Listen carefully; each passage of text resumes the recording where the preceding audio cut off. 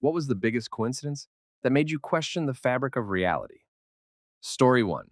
This guy I went to grade school and high school with, an acquaintance at best. I've seen him in 5 different locations in different countries throughout the last 15 years. Disney World when I was a kid, some beach bars in Thailand, the Bean in Chicago, a pub in Budapest, a library in San Jose, Costa Rica. We've become friends due to our love of traveling, but neither of us post on social media, and neither of us communicate with each other our plans to travel. We never talked outside of the random meetings. Now, if I see him, it's like the world wants us to have a beer together. Story 2. I was crossing the street after leaving a store and had the strangest feeling I was going to break my ankle, so carefully avoided a vehicle coming my way. That evening, I went to pick up Thai food, fell leaving the restaurant on less than a 4-inch step, and shattered my ankle to the point of needing surgery and after a year haven't fully healed. The speaker's death. There was a merchant in Baghdad who sent his servant to market to buy provisions, and in a little while the servant came back, white and trembling, and said, "Master, just now when I was in the marketplace, I was jostled by a woman in the crowd, and when I turned, I saw it was death that jostled me. She looked at me and made a threatening gesture. Now lend me your horse, and I will ride away from this city and avoid my fate. I will go to Samara, and there death will not find me." The merchant lent him his horse, and the servant mounted it, and he dug his spurs in its flanks, and as fast as the horse could gallop, he went. Then the merchant went down to the marketplace, and he saw me standing in the crowd, and he came to me and said, "Why did you make a threatening gesture to my servant when you saw him this morning?" "That was not a threatening gesture," I said. "It was only a start of surprise." I was astonished to see him in Baghdad, for I had an appointment with him tonight in Samara. Story 3. My dad lives in a national park here in Australia. It's farmland that's grandfathered in. It's the remnants of a volcano that blew itself up very violently, so it's very hilly terrain. One day we were sitting out on the deck when we saw a hang glider come down halfway down the valley, and it didn't look like a nice landing. We better see if he's all right. They don't land anywhere near here. So we got in the car, drive for about 10 minutes to reach the spot. We head over to the guy who is standing by a very damaged glider. The pilot is staring at us incredulously. He stammers, "Jack, is that you?" My dad, who hasn't seen his childhood friend for 35 years, shouts, "Tim, is that you?" They both grew up in Greymouth, NZ, found each other randomly after a glider crash in New South Wales, Australia. Story 4. My friend and I were on a road trip a few years ago and needed a place to stay. We both told each other we had a friend in the city we were going through, so we figured we'd be able to crash with one of them. Turns out our two friends were roommates and had both been telling each other that they had a friend coming to town soon. That's a really cool one.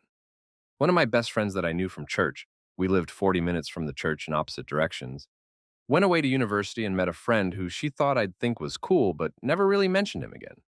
Turns out he was a friend of mine from middle school who had recently friended me on Facebook after we lost contact due to going to different high schools. He and I are married now. Story 5. One time, me and my dad were discussing his friend while out driving at night without many other cars on the road. As we were talking, we pulled up to a red light, and the car waiting in front was my dad's friend. He didn't even live close to there. I remember being 6, and my family was driving in rush traffic to my grandmother's house to spend some of our summer. I was really sad because I had just finished kindergarten, and my best friend was going to attend another school than me. I was crying and looking out the window when a car tried to overtake us, but the traffic was moving slowly, so the car ended up driving next to us for a little while. And there sat my best friend, looking out the window at me. Weird coincidence. And my parents did not believe me at first, but they recognized the driver. Otherwise, I would dismiss this memory as a dream or false memory. Story 6. I passed out after receiving a flu shot when I was 28. The nurse who helped me up kept asking if I wanted my mom. It seemed like a really weird thing to offer an adult woman. The option to have her mother phoned and brought in. So I was really confused and getting progressively more annoyed at her repeatedly asking until my mom walked up to me. She had an appointment after mine to get vaccinated. The nurses assumed we had come together, but neither of us knew about the other's appointment, and we lived an hour away from each other in different cities. Story 7. Last week I was at work. My coworker struck up a conversation with the homeowner at the job site and mentioned that his parents live across the street from him.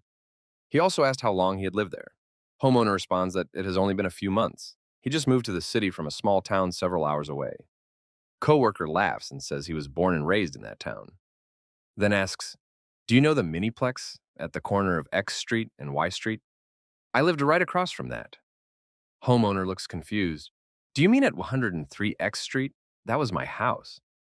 They talked more and discovered that my coworker's parents had sold their house to this homeowner when they moved to the city. He lived there for 15 years and then sold it to move to the same city, across the street from the previous owners.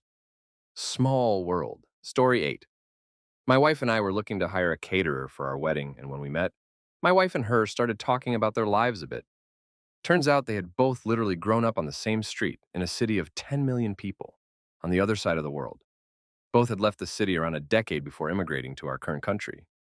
They knew the same people, had hung out at the same coffee place, and attended the same church. They even used to grab mangoes off the same large tree that hung over the wall of one of the large houses in the neighborhood. But they had never met one another until meeting on almost the exact opposite side of the planet in a small town of about 50,000 people. Story 9. My mom and I were heading out for a morning shopping trip, so I was in the shower pretty early, around 7:15 a.m. or so. My grandpa had been ill with a cold, which could be concerning as he only had one lung, but was recuperating at home and had seemed perfectly fine when we spoke to him on the phone the previous day. Chipper, even.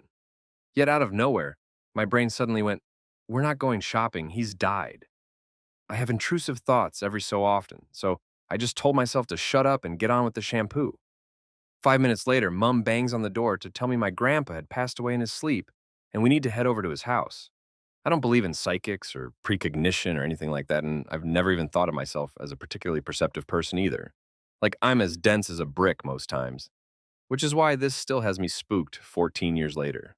Story 10. Several years ago, I had a husky that was getting on in years. I was very in tune with him, enough that I knew which whines or cues meant which need or want. He had a particularly unique one that signaled when he needed a bathroom break. As he got older, he started needing to go outside in the middle of the night too. Old man problems, am I right?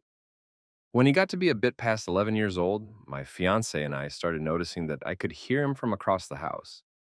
Then we noticed that he never failed to wake me up at night, even though he wouldn't come in the bedroom to get me, just meet me at the back door. One day, she was sitting on the couch with the dog and watching TV, while I was taking a nap in the other room. I had sound dampening headphones in, with light music going to help drown out distractions. I woke up to the sound of this dog making a loud enough rocket to wake me up through all of those precautions, pulled on pants and shoes, and stepped into the next room, where my partner asked what was wrong. I said the dog was whining. She disagreed. So we looked to the dog, who made the tiniest "I need outside" whine before getting up and going to the back door. It was surreal. And then it happened more. I'd be outside in my workshop and hear the dog whine. Within 2 minutes, my partner would be bringing the pup out to do his business. To the day he died, I could tell what that dog needed when he needed it, regardless of distance. Currently, I have a 2-year-old husky that I've started hearing at different volumes than my partner. I'm not psychic, but I think that just maybe some dogs are. Story 11. Not me, but a story I heard. The guy telling the story was from the UK and on holiday in Greece. He went for a walk and passed a public phone, which started ringing. On a whim, he answers the phone, and it's his bank, calling him about some unusual activity on his account.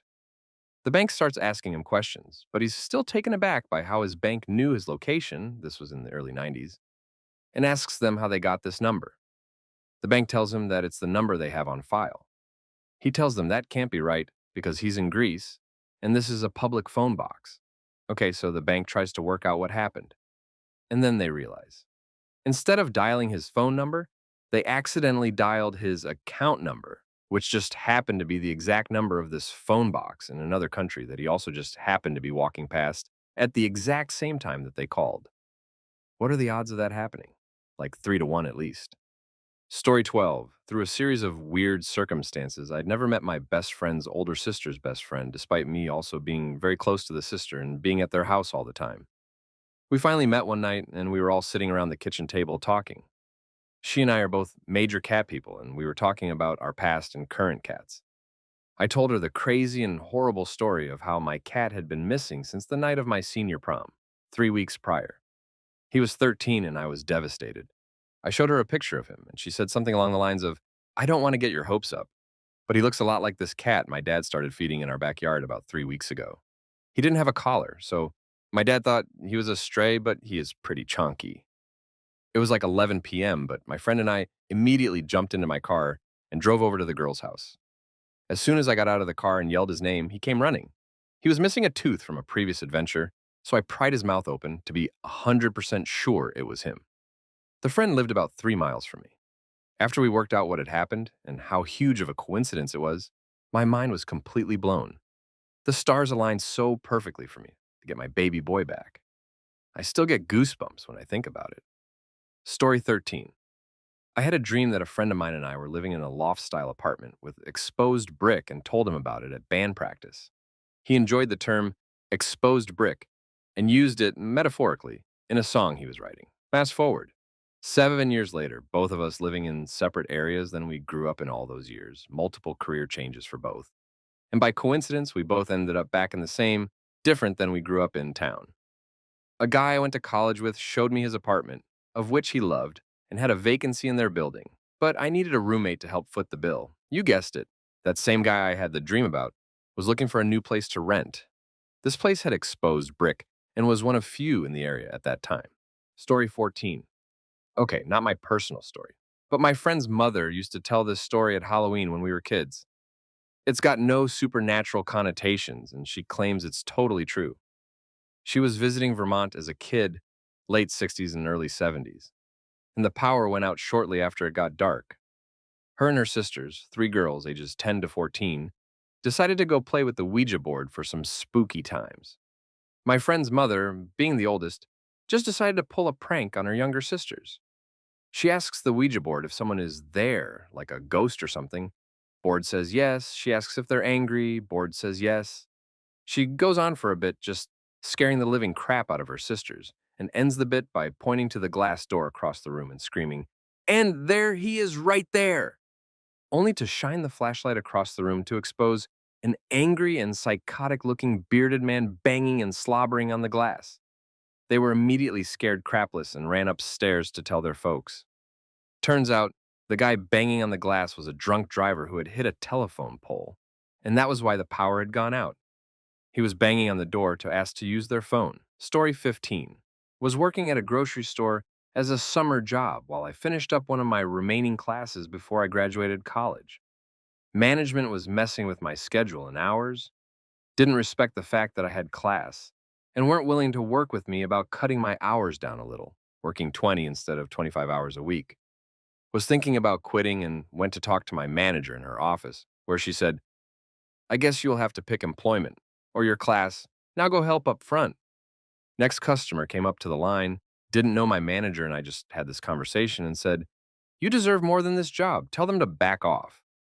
So I turned off my light and went back to the manager and said, "I picked my class, I quit. Get that customer number now and tutor them with their classes, make more, and feel better." Story 16. Last week, I was driving my dog home from the vet. While turning onto my street, I noticed a woman sitting at the intersection while her collie sat in one place defiantly. 20 minutes after I got home, my mother asked if my dog should be having any kind of reaction to anything. I didn't know, but after seeing my dog, I knew something was terribly wrong. I rushed her back to the vet where they stabilized her. She had gone into anaphylaxis as a result of a shot she received maybe half an hour earlier.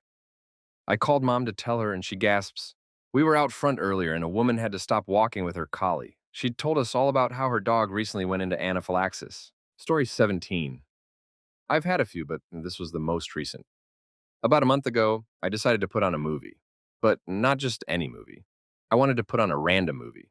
So I used a random number generator to pick a number between 1 and 1,000, and I would then find the corresponding movie on Metacritic's top 1,000 movies of all time. The first movie I landed on was Particle Fever, a documentary about the search for the Higgs boson. Toward the end of the film, they reference Cave of Forgotten Dreams, the Werner Herzog joint, one of my all-time favorite movies. I thought about putting that on next, but I reminded myself, nah, dog, we're using the random number generator now. There are rules. You can probably see where this is going. I used the random number generator a second time. I wound up with 463, 463, Cave of Forgotten Dreams. Rough time sleeping that night, mateys. Story 18. I used to host trivia at this cool little bar or restaurant. A group would come in consistently, so I eventually became friends with them. One bloke in particular, Matt and I had a lot in common because we worked in the same industry and loved video games. The group and I spent the next couple of months hanging out after trivia at my place and getting to know one another. One night, my family comes to trivia, so when they arrive, I go over and say hi, which is when my sister points over to a table and says, I think that kid played at my wedding. My sister is a police officer and got a call one day that kids were maybe doing substances at an abandoned warehouse. Turns out there were three young boys shooting a music video who nearly crapped their pants when they saw cops. Once the misunderstanding was cleared up, they were just chatting to the police, and that's when my sister asked them if they could play at my wedding. The boys were relieved they weren't getting arrested, so they said yes, of course, because it's a paid gig. This was probably 7 years ago at this point. One of the boys at the warehouse playing cello was Matt. I go over and ask if he plays the cello, if he had a misunderstanding with the police, and if he played at a wedding in 2013. He replied yes, and asked how the heck I knew that. I ask if it's that person over there. While pointing to my sister, he says, ah, yeah, that's her, and waves. I tell him that's my sister. Both our heads just about exploded. Story, teen. One morning, as my father and I were leaving our apartment to head to school, he was a teacher at the same high school I attended. I paused at the door, then went back inside to the change bowl and scooped out a fistful of coins. My dad asked why, and I didn't really have a reason. I just said, we're going to need this. I wasn't exactly a coherent morning person, so he shrugged it off. As we were driving in, we passed the grocery store, which reminded him he needed tape for his class for some project they were doing. We went in, got to the register, and as the tape was rung up, he realized he didn't have his wallet on him. I said, I got this, and put down the money I'd taken earlier. It was exact to the penny. Another time, I went on a long walk and talk with my SO. We were talking about the soul and speculating about its transcendent nature for the duration of the walk. As we headed home, we crossed the street and my SO gestured at the car waiting at the light. Its license plate was Soul. Story 20. Finally, something I can comment on. My house, a cousin's house in my home country, and a cousin's house in Paris all caught on fire on the same day. My sister and my cousin back home both caused the fire in almost identical fashion, playing with fire matches. We know it was the same day as when my mother called her sister, my auntie, to let her know on the day after it had happened, she said the same had happened to them. As for my cousin or family in Paris, I'm not sure if there was the same day, but was definitely within the same week or so, they had sadly lost two lives. My auntie and my cousin, who was a kid and was the same age-ish as my sister and cousin, who both caused the fires in each home. My uncle who survived had a really tough life thereafter, so yeah, I tend not to believe in coincidences as much as I do fate. Story 21. One of my very good friends and I met in 2019. We are 4 years apart and live in different areas of the same country. We met in online communities and clicked due to similar backgrounds and interests. After several months, we realized that we are a lot closer and have more in common than what I would have thought humanly possible. Despite not meeting until established adults, we have lived almost parallel lives. We've talked about it a lot and have found multiple points in time where we were both going through something life-changing in the same month of the same year. I think there may have even been a few times it was almost the same date. A few times we were going through the same thing. Since becoming friends, there have been several times we have felt the other person going through something big. It's like a twin sense. We still haven't figured out what it means, but we both believe there is a reason for everything. Story 22. I lived in Wyoming, that crappy state with around 600,000 people total. Two of my friends and myself all joined the Air Force about a year apart from each other and pretty much lost contact as we each departed. One was stationed in Japan, one stationed in Hawaii. I was stationed in Georgia. One summer, I took a month off to go home to Wyoming to see friends and family. My wife was kind of hungry, so we went to Buffalo Wild Wings at like 10 at night. This is a lone B-dubs in a town of like 50,000 people at 10 p.m. in the middle of the week. I walk in and see one of my friends, the one stationed in Japan, so we sit and catch up. About the time our food order arrived, friend 2 walked in. Somehow, all three of us ended up in the same job in the Air Force, decided to take vacation at the exact same time to go back to Wyoming, and ended up at the same B-dubs on the same night with no prior communication with each other.